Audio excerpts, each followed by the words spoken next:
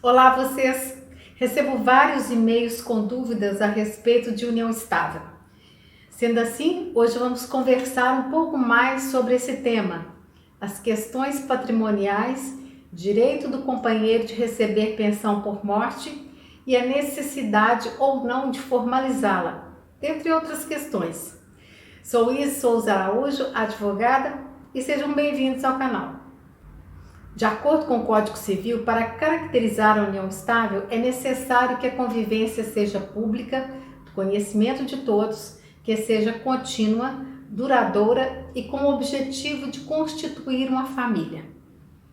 A lei não menciona o prazo mínimo de duração da convivência. Anteriormente era exigido 2 anos. Atualmente, o tempo não é um fator a ser considerado, bem como a necessidade de morarem sob o mesmo teto. O importante é comprovar os requisitos que mencionei para que a união estável seja reconhecida. Sobre o direito patrimonial, existindo contrato de união estável e nele não constando o regime de bens, prevalece o regime da comunhão parcial de bens, ou seja, somente aqueles bens adquiridos durante a união serão partilhados entre o casal. Ao formalizar a união através de contrato feito em cartório, o casal pode decidir quanto ao regime de bens, escolhendo outro regime, como separação total ou a comunhão universal de bens. Para formalizar a união, existem 2 maneiras: através de contrato particular ou através de escritura pública. No contrato particular, somente terá validade jurídica se for firmado na presença de um advogado, e o casal poderá levá-lo a registro no cartório de registro de títulos e documentos para dar publicidade perante terceiros, como exige a lei. Se decidirem pelo contrato por meio de escritura pública, esta será lavrada em cartório de notas e também tem a finalidade de dar publicidade dos termos do contrato perante terceiros, e não há necessidade da presença de testemunhas. E nesse caso, estabelecerão as regras que deverão ser aplicadas quanto ao regime de bens. Uma das principais perguntas que recebo: se é possível pedir o reconhecimento da união estável já iniciada no passado. É possível sim. Ao celebrar o contrato, basta requerer que a data seja retroativa ao início da relação. Quando decidirem por separar e o casal possuir bens em comum, como ficaria essa separação? Outra pergunta. Mas como mencionei, se não constar no contrato o regime de bens, será considerado o regime de comunhão parcial de bens, não importando quem efetivamente pagou pelos bens. Tudo que for adquirido para a família será dos dois e terá que ser dividido. Se não houver consenso e se tiverem filhos menores, a dissolução deverá ser feita através de ação judicial.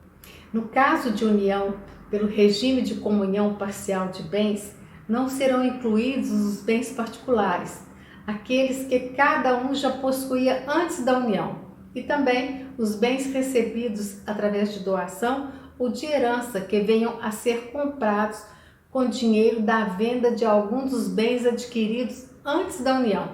Esses casos também são considerados bens particulares. Se existir imóvel financiado antes da união estável, em caso de dissolução, o companheiro tem direito à partilha do bem e a divisão incidirá sobre as parcelas pagas durante a convivência do casal, e não sob a totalidade do bem.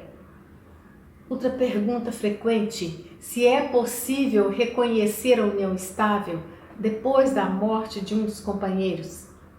Sim, através de ação judicial, que se intitula Ação de Reconhecimento de União Estável post-mortem, em latim, após a morte. Outra dúvida: se quem vive em união estável tem o direito à herança? Sim. O Supremo Tribunal Federal decidiu que a união estável e o casamento possuem o mesmo status jurídico, o mesmo valor jurídico, ou seja, Os companheiros têm os mesmos direitos à herança que a pessoa casada. Se o companheiro provar a união, terá direito à metade da herança do falecido, e o restante será dividido entre os filhos ou pais.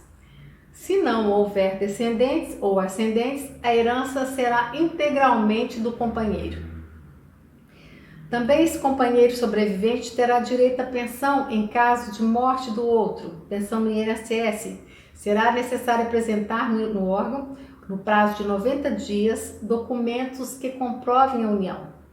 Ultrapassado esse prazo, o segurado não terá direito de receber os valores da pensão retroativos à data da morte, e sim a partir da data que solicitar. Junto ao INSS, terá que demonstrar que a união estável teve duração de no mínimo 2 anos antes da morte do segurado e a necessidade de que tenha 18 contribuições mensais. Também o companheiro terá direito à indenização do seguro DPVAT em caso de acidentes de trânsito. Outra pergunta frequente: se a união estável pode ser convertida em casamento? Sim, mas o casamento terá validade a partir da data que a certidão de casamento for expedida pelo cartório.